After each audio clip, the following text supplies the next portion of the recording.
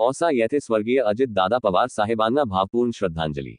औसा शहरात उपमुख्यमंत्री तथा लोकनेते स्वर्गीय अजितदादा पवार साहेब यांना सर्वपक्षीय व औसेकर नागरिकांच्या वतीने भावपूर्ण श्रद्धांजली अर्पण करण्यात आली। अमर रहे अजितदादा, अमर रहे अशा जयघोषात वातावरण भावनिक झाले होते। या श्रद्धांजली कार्यक्रमाला औसा नगर परिषदेचे नगराध्यक्ष यांच्यासह सर्व पक्षांचे नेते, पदाधिकारी, लोकप्रतिनिधी, कार्यकर्ते तसेच सामान्य नागरिक मोठ्या संख्येने उपस्थित होते। उपस्थित मान्यवरांनी स्वर्गीय अजितदादा पवार साहेब यांच्या कार्याचा गौरव करत त्यांच्या स्मृतींना उजाळा दिला। कार्यक्रम शांततेत व शिस्तबद्ध पद्धतीने पार पडला। औसा शहराने एकत्र येत आदरांजली अर्पण केल्याचे चित्र यावेळी पाहायला मिळाले।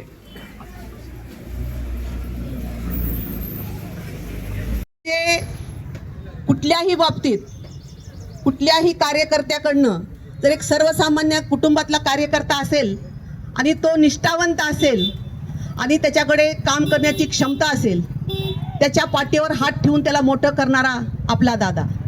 खरं म्हणजे ही बातमी ज्यावेळेस कळाली, वकील साहेबांनी म्हणल्याप्रमाणे कानावर विश्वास बसला नाही आणि महाराष्ट्राप्रमाणे औस्यामध्येही एक शोककळा पसरली।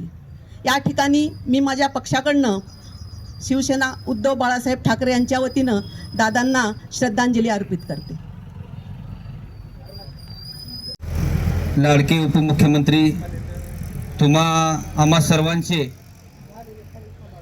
महाराष्ट्राचे सर्वांचे आदरणीय दादा आज तुमच्या आमच्यामध्ये नाही आहेत।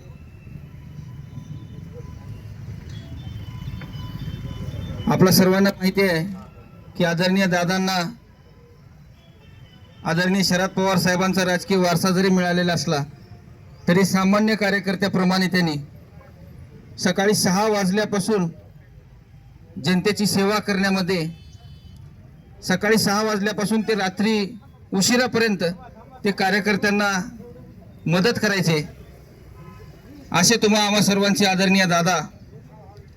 खरं तर काल आपण टीव्हीवर सर्वजण पाहत होतो, कोणाच्याही मनी ना ध्यानी कुणालाही वाटलं नव्हतं की असं होईल म्हणून।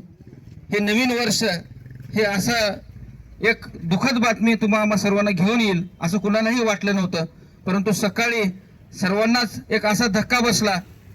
संपूर्ण महाराष्ट्रात या प्रसंगी मी स्वतः भारतीय जनता पार्टीच्या वतीनं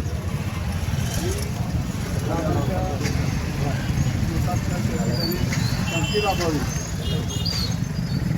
अशी मी प्रार्थना करतो।